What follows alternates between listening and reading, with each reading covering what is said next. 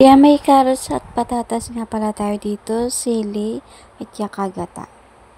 Kaya magche-chicken curry tayo pero baboy ang gagamitin natin. Yan, nahiwa ko na pala yung carrots at patatas, yung sili.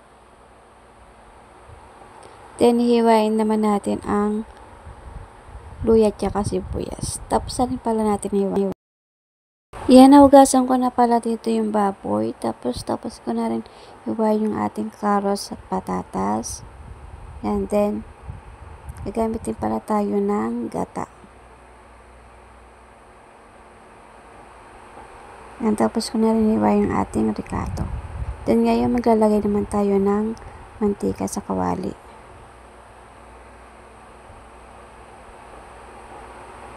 Ipiperito pala muna natin yung carrots natin. Isasabay na rin natin yung ating patatas. Ipiperito muna natin.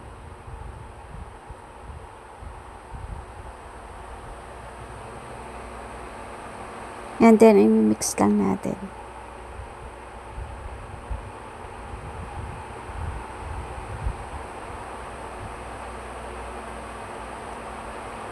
Pag alam yung okay na, kasi lulutuin pa rin naman natin, hanguinan natin siya. Pinirito lang natin siya saglit. Dahil lulutuin pa rin naman natin siya.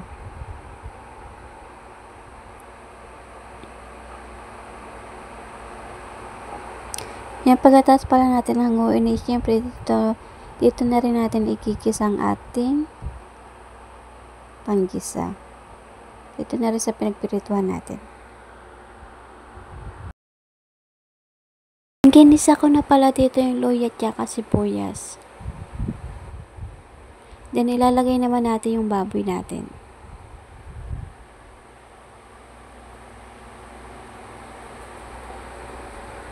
Pagkatapos natin ilagay, siyempre i-mix natin.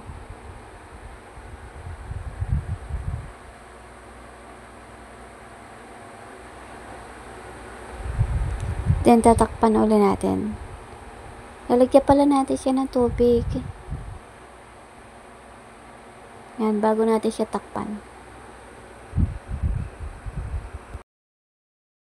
Yan, nakulo na pala natin. Bubuksan natin. Siyempre, lalagyan natin siya ng patis. Konting patis lang nilagay natin. Pagkatapos natin lagyan ng patis, lalagyan din natin siya ng chicken curry powder.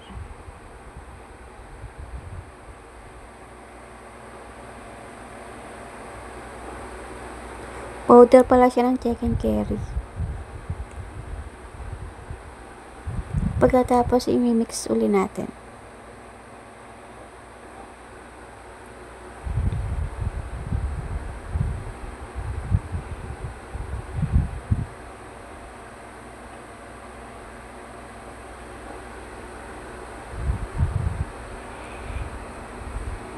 Then, tatakpan uli natin.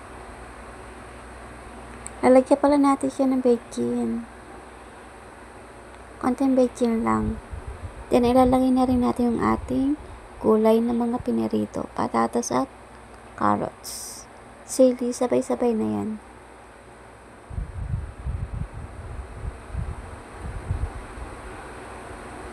Then, ilalagay na rin natin yung ating puro gata.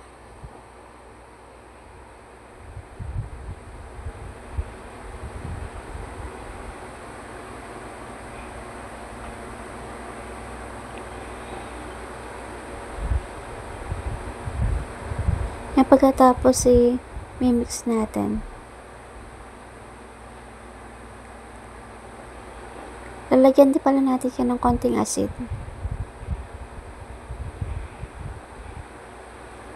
Then, i-mix ulit natin.